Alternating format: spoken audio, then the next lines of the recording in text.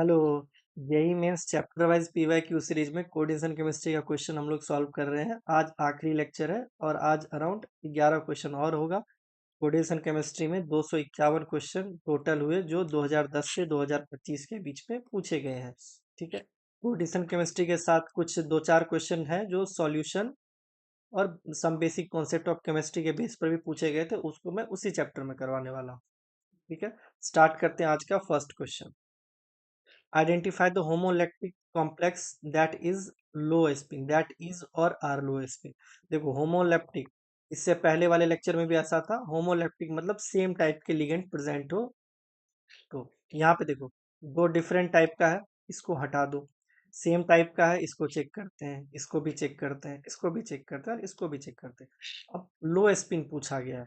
ठीक है। देखो कोबाल्ट +3 वीक फील्ड लिगेंड, ये लो स्पिन तो होगा नहीं, ये तो हाई स्पिन हो जाएगा। ठीक है। अब देखो Fe+2 में है, स्ट्रॉन्ग फील्ड लिगेंड है, ये तो लो स्पिन बनाएगा। ये कोबाल्ट अमोनिया के साथ स्ट्रॉन्ग फील्ड लिगेंड की तरह बिहेव करता है +3 ऑक्सीडेशन स्टेट में। यहाँ पे कोबाल्ट +3 में है तो ये SFL हो जाएगा और ये भी लो स्पिन होगा। अब देखो क्रोमियम वाटर WFL की तरह बिहेव करती है, यानी वीक फील्ड लिगेंड की तरह बिहेव करता है। ये कॉपर +2 वीक फील्ड लिगेंड की तरह बिहेव करता है, ये हाई स्पिन बनाएगा। ठीक है। ओवरऑल हमारा लो स्पिन कौन सा है? सिर्फ सी और डी है। ठीक है। हमारा आंसर सी और डी यानी ऑप्शन दूसरा सही हो जाएगा। बहुत सिंपल क्वेश्चन था। नेक्स्ट, इसमें ट्रांजिशन मेटल दिया गया है इस साइड और इसमें स्पिन ओनली मैग्नेटिक मूवमेंट दिया गया है। तो देखो नीचे से निकालना शुरू करते हैं। स्कैंडियम 3+ यानी n=0 होगा। ठीक है। निकेल 2+ यानी B8 n=2 होगा। कैसे होगा? दो देखो 1 2 3 4 5, इसमें D8 1 2 3 4 5 6 7 8, इसमें 2 है। ठीक है। वेनेडियम 2+ यानी स्कैंडियम टिटेनियम वेनेडियम यानी ये D3 होगा, इसमें n=3 होगा। ये देखो टिटेनियम 3+ स्कैंडियम टिटेनियम यानी ये D1 होगा। देखो कैसे निकालते हैं, स्कैंडियम टिटेनियम, अगर इस पे +2 है तो यहाँ 2 लिख लो डायरेक्ट, +3 है तो यानी एक और निकल गया तो 1 आएगा। यहाँ पे n=1। ठीक है।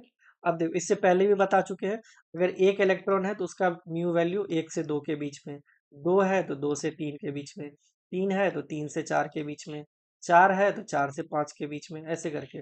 और या नहीं तो अगर ज्यादा टाइम है आपके पास तो ऐसे निकालते रहो, μ √n(n+2)। अगर बहुत ज्यादा टाइम है तो हर एक पे ये फॉर्मूले पे रखो।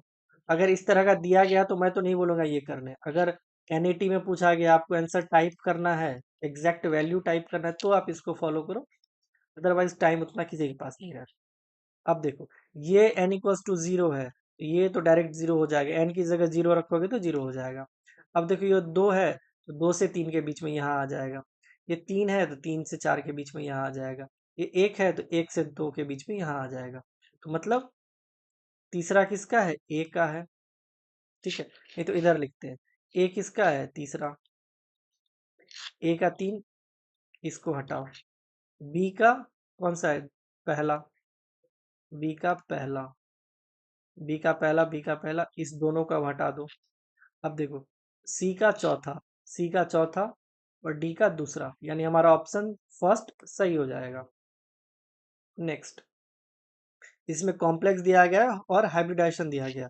देखो ये कॉम्प्लेक्स बहुत ज्यादा इंपॉर्टेंट है और बार बार घूम फिर के आ जाता है। इसके बारे में कितनी बार बता चुके हैं। ये कोबाल्ट +3 अमोनिया के साथ स्ट्रॉन्ग फील्ड लिगेंड की तरह बिहेव करता है, पेयरिंग करवाता है तो D2sp3 हाइब्रिडाइजेशन इसका हो जाता है। इसको D2sp3 के साथ जोड़ दो, यानी सी का पहला। देखो सी का पहला यहाँ दिया गया है और यहाँ दिया गया है, तो ये दोनों को यहीं से हटा देते हैं। अब देखो Ni यानी निकेल +2 साइनाइड के साथ स्ट्रॉन्ग फील्ड लिगेंड की तरह बिहेव करता है तो पेयरिंग होगा तो DsP2 होगा। ठीक है। इसको भी इसमें डाल दो। कैसे होगा DsP2 वो देखना है। देखो 1 2 3 4 5, इसमें 1 2 3 4 5 6 7 8, SFL की तरह, यानी लिगेंड स्ट्रॉन्ग फील्ड है, इसको यहाँ पे भेज के पेयरिंग करवा देगा। तो एक डी, एक एस और दो पी, ठीक है। तो DsP2, तो डी का चौथा, इसमें देखो डी का चौथा यहाँ रहा, यही आंसर हो जाएगा हमारा। इसको हटा दो, बाद बाकी चेक करना है तो कर सकते हो। NiCl4 2-, ये भी निकेल 2+ है, वीक फील्ड लिगेंड है, तो पेयरिंग तो होगा नहीं, तो फिर sp3 हो जाएगा, यानी बी का दूसरा। देखो बी का दूसरा ये रहा, ये ऑप्शन सही है। जो बच गया है उसको इसमें मिला दो। वैसे नहीं देखना है तो देख सकते हो, कोबाल्ट+3 वीक फील्ड लिगेंड, पेयरिंग होगा नहीं, पोटेंशियल नंबर 6 है, तो sp3d2, ये का तीसरा, ठीक है। ऑप्शन 4 हमारा सही हो जाएगा। नेक्स्ट, इसमें भी कॉम्प्लेक्स दिया गया है, हाइब्रिडाइजेशन और मैग्नेटिक मूवमेंट पूछा गया है। इसमें क्या था, सिर्फ हाइब्रिडाइजेशन था, इसमें हाइब्रिडाइजेशन के साथ मैग्नेटिक मूवमेंट भी पूछा गया है, ठीक है। बारी बारी से देख लेते हैं। देखो ये लास्ट लेक्चर में था, Ni 0 में है, यानी D10 सिस्टम है, तो ये डायमैग्नेटिक होगा। और पेयरिंग के लिए तो कुछ ऑप्शन है ही नहीं, इसको मत देखो। 1 2 3 4 5, इसमें 1 2 3 4 5 6 7 8 9 10, इसमें तो कुछ ऐसा बचता ही नहीं है, इसको मजबूरन sp3 बनाना पड़ता है। और sp3 डायमैग्नेटिक, तो डी का तीसरा, इसको हटाओ, इसको हटाओ। अब देखो MnBr4 2-, यानी Mn+2 D5 पर वीक फील्ड लिगेंड, तो ये भी sp3 ही बनाएगा, लेकिन पैरामैग्नेटिक हो जाएगा। तो ए का चौथा, इसमें ए का चौथा, इसमें भी ए का चौथा। अब हमको ये दोनों को देखना है। ये देखो कोबाल्ट+3 में ऑक्सो लिगेंड है, यानी स्ट्रॉन्ग फील्ड लिगेंड है, तो ये पेयरिंग होगा, तो ये D2sp3 बनाएगा, ठीक है। जब पेयरिंग होगा तो D2sp3 बनाएगा, तो डायमैग्नेटिक हो जाएगा। तो सी का पहला किस में दिया गया है, इसमें दिया गया है, इसमें नहीं दिया गया है। ये तीनों ऑप्शन गलत है, हमारा फर्स्ट सही हो जाएगा, ठीक है। बाद बाकी अब इसको चेक कर सकते हो, इससे पहले वाले में यही था sp3d2 और पैरामैग्नेटिक है। Next, consider the following low spin complex, इसमें लो स्पिन कॉम्प्लेक्स को हमको कंसीडर करने बोल रहा है। हर जगह स्ट्रॉन्ग फील्ड लिगेंड है, तो सारे लो स्पिन कॉम्प्लेक्स ही बनाएंगे, तो ये स्टेटमेंट दे या ना दे कोई फर्क नहीं पड़ता है। Sum of spin only magnetic movement, यानी सम ऑफ म्यू पूछ रहा है, of complex having yellow colour. अगर आपको कलर का नहीं पता है तो यहाँ पे दिक्कत होता। इसमें येलो कलर कौन कौन सा देता है, उसको येलो कलर से ही लिख लेते हैं एक बार। इसमें एक ये येलो कलर देगा और एक ये येलो कलर देगा, K3CONO2 6 और K4FeCN6, ठीक है। इसमें कोबाल्ट+3 में है, यानी D6 स्ट्रॉन्ग फील्ड लिगेंड है, तो पेयरिंग हो जाएगा। इसमें आयरन+2 में है, यानी D6 स्ट्रॉन्ग फील्ड लिगेंड है, तो इसमें भी पेयरिंग हो जाएगा, SFL SFL।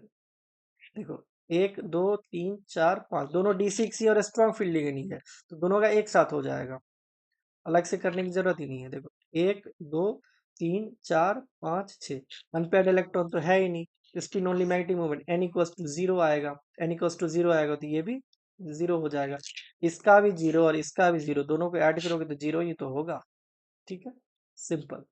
Next, in which of the following complex the CFSC del O will be equals to 0। देखो डेल ओ इक्वल्स टू 0 किस केस में होगा, D0 केस में होगा, D5 हाई स्पिन केस में होगा, और D10 केस में होगा। इसी में CFSC 0 होगा। देखो यहाँ पे Fe+3 में है, यानी D5 है, बट स्ट्रॉन्ग फील्ड लिगेंड है, तो पेयरिंग करवा देगा, तो हाई स्पिन तो बनेगा नहीं, लो स्पिन बन जाएगा, तो ये नहीं हुआ। यहाँ पे Fe+2 में है और स्ट्रॉन्ग फील्ड लिगेंड है, Fe+2 यानी D6, इसको तो वैसे भी हटा दो। यहाँ पे भी Fe+2 यानी D6, इसको भी हटा दो, क्योंकि इक्वल 0 में 0 डेल ओ कब देगा, जब D0 हो, D5 हाई स्पिन हो और D10 हो, ठीक है। इसको देखते हैं, Fe+3 यानी D5, ठीक है, और ये वीक फील्ड लिगेंड है, तो यानी हाई स्पिन कॉम्प्लेक्स बनाएगा, वीक फील्ड लिगेंड, तो हाई स्पिन बनाएगा, हमारा ये आंसर हो जाता है। ठीक है, अब आप लोग के मन में ये होगा जो D0 D5 और D10 कैसे बनाएगा, इसका डेल वैल्यू जीरो कैसे होगा, तो वो देखो डेल वैल्यू कैसे निकालते हैं, 1 2 3 4 5, ये ऊपर EG जाता है, नीचे T2G जाता है, इसको मल्टीप्लाई करते हैं -0.4 से, इसको मल्टीप्लाई करते हैं +0.6 से। पहली बात तो इसमें जीरो आएगा तो कुछ तो होगा नहीं, D5 डालो, 1 2 3, हाई स्पिन है तो ऊपर जाएगा, 4 5, इसको 2 × 0.6 यानी 1.2 क्या आएगा प्लस में, यहाँ पे 3 × 0.4 -0.4, ये आएगा -1.2, तो ओवरऑल तो जीरो ही हो गया ना। ठीक है, इसलिए D5 हाई स्पिन भी जीरो है। उसी तरह D10 रखोगे, यहाँ पे 1 2 3 4 5, ठीक है 10 हो गया। अब यहाँ पे 4 × 0.6 करो और यहाँ पे 6 × 0.6 करो, 4 × 0.6 करोगे आ जाएगा 2.4, ठीक है ये प्लस में आएगा। यहाँ पे 6 × 0.4 करोगे तो 2.4, ये माइनस में आएगा, इसका भी ओवरऑल जीरो हो जाएगा। ठीक है, हमारा आंसर ऑप्शन 4 सही हो जाएगा। Next, the correct form of the following, the correct order of the following complex in terms of crystal field stabiliser energy. ठीक है, इसमें स्टेबिलिटी पूछा गया, देखो सारे मेटल एक ही हैं, ऑक्सीडेशन स्टेट और लिगेंड चेंज हुआ है, इतना ही बताते हैं अभी। देखो CFSC सब ज्यादा कब होगा, या CFSC डिपेंड किस पे करता है, ऑक्सीडेशन स्टेट पे। ठीक है, उसके बाद किस पे डिपेंड करेगा, लिगेंड पे, उसके बाद मेटल पे डिपेंड करता है, तो मेटल तो यहाँ पे सेम है। देखो अगर ऑक्सीडेशन स्टेट ज्यादा है तो वो मोर CFSC होगा, CFSC। अगर लिगेंड में SFL है यानी स्ट्रॉन्ग फील्ड लिगेंड है तो उसका CFSC ज्यादा होगा। अब इसमें देखो +2 +3 +3 +3, तो ये तो सही है, फिर यहाँ पे भी +3, अब इस दोनों को कंपेयर करो। अगर लिगेंड स्ट्रेंथ की बात करोगे तो EN ज्यादा स्ट्रॉन्ग फील्ड लिगेंड होता है NH3 के कंपैरिजन में, यहाँ से ये ऑप्शन हट जाएगा। ठीक है, यहाँ से ये ऑप्शन हट जाएगा, यहाँ पे तो +2 वाले को बोल दिया है, तो इसको तो वैसे भी हटा दो। देखो +3 EN, यहाँ पे स्ट्रॉन्ग फील्ड लिगेंड भी है और +3 में प्रेजेंट है, तो सबसे ज्यादा इसका होगा, फिर इसका होगा। अब इस दोनों को कैसे कंपेयर करोगे, दोनों का तो +2 है और लिगेंड भी सेम है। यहाँ पे क्या देखना है हमको, नंबर ऑफ लिगेंड, यहाँ पे मोर नंबर ऑफ लिगेंड है। ठीक है, मोर नंबर ऑफ लिगेंड है, इसीलिए इसका CFSC ज्यादा हो जाएगा लेस नंबर ऑफ लिगेंड के कंपैरिजन में। तो हमारा आंसर ऑप्शन 4 सही हो जाएगा। Next, the D electronic configuration of an octahedral CO2+ यानी ये 2+ complex having magnetic movement of 3.95, 3.95 मतलब हमारे पास 3 अनपेयर्ड इलेक्ट्रॉन होना चाहिए। ये देखो T2G और EG ड्रॉ करो, ये T2G और EG 1 2 3 4 5, इसमें तो 5 है, n = 5, तो इसको तो हटा दो। इसको देखो 1 2 3 4 5, 1 2 3 4 5 6, T2G में 6 है और EG में 1 है, इसमें तो n = 1 है, इसको भी हटा दो। ठीक है, अब देखो इसको 1 2 3 4 5, T2G में 5 यानी 1 2 3 4 5, EG में 2 यानी 1 2, इसमें n = 3 है। जब n = 3 है तो म्यू वैल्यू n × n+2 ये रूट में जाएगा, इसका वैल्यू इतना ही आएगा, क्योंकि बोल चुके हैं कि अगर 3 अनपेयर्ड इलेक्ट्रॉन है तो 3 से 4 के बीच में जाएगा, हमारा आंसर ये सही हो जाएगा। फिर भी इसको चेक कर लो, यहाँ पे EG4 है। ठीक है, ये नहीं EG4 है। पहली बात तो ऑक्टाहाइड्रल है, ऑक्टाहाइड्रल का स्प्लिटिंग कुछ इस तरह से होता है, ऊपर जाता है EG, नीचे जाता है T2G, इसका तो स्प्लिटिंग ही गलत है। ठीक है, next, the condition and consequence that favors the T2G3 EG1 configuration in a metals are, मतलब पहले ड्रॉ कर लो T2G में 1 2 3, फिर यहाँ EG में 1, ये कब देखो सबसे बड़ी बात, तो 4 इलेक्ट्रॉन है, तो ये हाई स्पिन ही होगा। हाई स्पिन कैसे होगा, इसका अगर हाई स्पिन और लो स्पिन बनाना हो तो कैसे बनाएंगे हम? इसको तो हाई स्पिन ऐसे ही मुंह उठा के लिख दिए। इसका लो स्पिन कुछ इस तरह से होगा, 1 2 3 4, क्योंकि लो स्पिन तब होगा जब पेयरिंग हो जाता है। ये ऊपर नहीं जाके यहाँ पे पेयरिंग हो जाएगा। इसमें अनपेयर्ड इलेक्ट्रॉन 2 है, इसमें 4 है, तो ये हाई स्पिन हो जाएगा, ये लो स्पिन होगा। ठीक है। अब ये पेयर कब करवाएगा? जब स्ट्रॉन्ग फील्ड लिगेंड हो। यहाँ पे पेयरिंग नहीं हुआ, यानी वीक फील्ड लिगेंड है, तो ये वीक फील्ड लिगेंड हो गया। और high spin complex, weak field ligand low spin नहीं, weak field ligand high spin complex. ठीक है।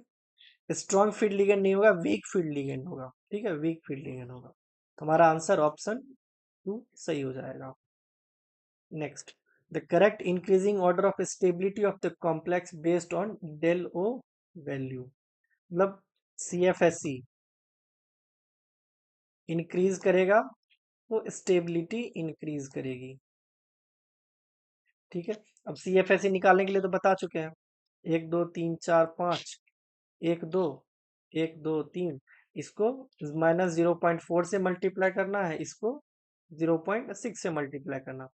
अब यहाँ पे देखो, Mn+3 में है और स्ट्रॉन्ग फील्ड लिगेंड SFL है, स्ट्रॉन्ग फील्ड लिगेंड यानी D4 है, तो लो स्पिन बनाएगा। देखो, 1 2 3 4 कुछ इस तरह से बनाएगा।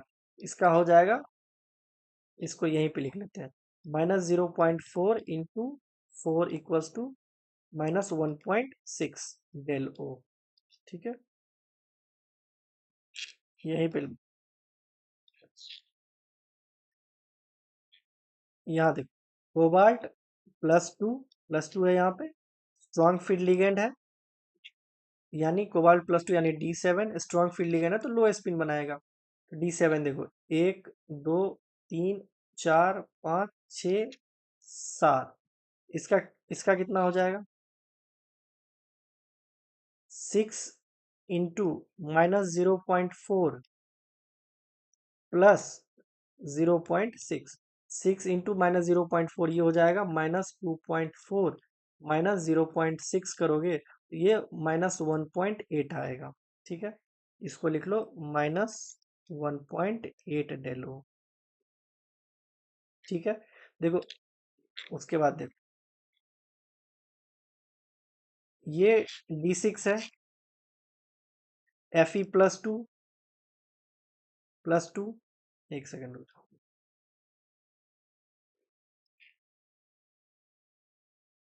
Fe+2 है, D6 है, स्ट्रॉन्ग फील्ड लिगेंड है, यानी लो स्पिन बनाएगा।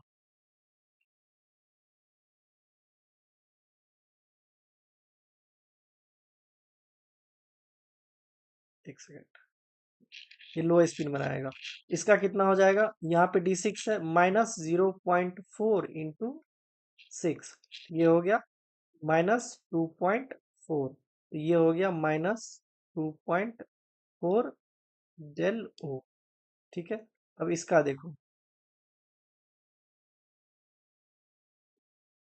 ये Fe+3 D5 strong field ligand, यानी पेयरिंग हो जाएगा, यानी लो स्पिन बनाएगा, तो डायरेक्ट यहीं पे आ जाएगा, इसको हटा दो, 5 इंटू -0.4, ये आ जाएगा -2.0। ठीक है, ये हो गया -2.0 डेलो। अब सबसे ज्यादा किसका है? -2.4, सबसे ज्यादा ये रहा 3, बाद बाकी तो है ही नहीं टक्कर में कोई इसके। 3 के बाद 4 आएगा, देखो -2.4 के बाद -2.0, उसके बाद -1.8 ये रहा, फिर -1.6 ये रहा। ठीक है, इसमें हम लोग सिर्फ मैग्नीट्यूड देखते हैं, साइन नहीं देखते हैं, ये माइनस साइन नहीं देखते हैं हम लोग, सिर्फ मैग्नीट्यूड देखते हैं। ठीक है, इसीलिए, वरना अगर मैग्नीट्यूड देखोगे तो सबसे कम तो -2.4 आएगा। ठीक है, वो नहीं होता है। आंसर हमारा ऑप्शन 2 सही हो जाएगा। Next, 1 mole of octahedral complex compound ये है, gives 3 mole of ions of dissolution in water. ठीक है, इसको अगर हम वाटर में डिजोल्व करते हैं तो 3 मोल मिलते हैं हमको आयंस के। ठीक है, 1 mole of the same complex, मतलब ये सेम कॉम्प्लेक्स को अगर हम AgNO3 के साथ डिजोल्व करेंगे तो हमको 2 मोल मिलता है AgCl के। 2 मोल AgCl का मतलब 2 क्लोरीन हमारे कोऑर्डिनेशन स्फीयर के बाहर है। ठीक है, NH3 होल 5 Cl और Cl2। इसी को जब अगर हम AgNO3 के साथ ट्रीट करवाते हैं, ठीक है, तो हमारा 2 मोल मिल जाएगा AgCl। क्यों मिलेगा? क्योंकि कोऑर्डिनेशन स्फीयर के बाहर जितने Cl है उतना AgCl बनाएगा। ठीक है, हमारा ये कॉम्प्लेक्स आंसर होना चाहिए, बट क्रॉस चेक करते हैं। इसमें 1 mole of ऑक्टाइडल complex compound gives 3 moles of ions of dissolution. इसको हम अगर वाटर में डिसॉल्व कराएं, हमको 3 मोल्स मिलता है या नहीं मिलता है वो देख लेते हैं एक बार। ये जब वाटर में डिसॉल्व होता है तो कुछ इस तरह से बनता है, NCO NH3 होल 5 Cl